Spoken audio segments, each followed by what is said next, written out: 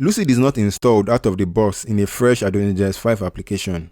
So before we can start making use of it, we need to first install and set it up. Like any other npm package, we can install Lucid using either npm or yarn. I'll be using npm install at AdonisJS/Lucid. While AdonisJS 5 is in preview, all its packages have been tagged alpha, so we need to install the alpha version of Lucid at alpha. Once that is installed, we need to set up Lucid, which can be done using the invoke command. I'm going to clear this out. Node is invoke at AdonisJS/Lucid.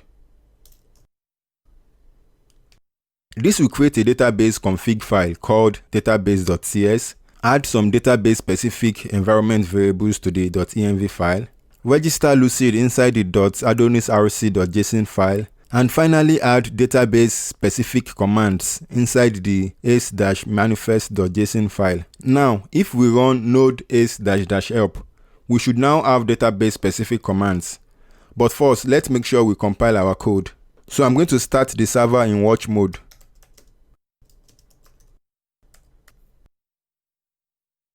I will leave this running and open a new terminal. Node ace-help.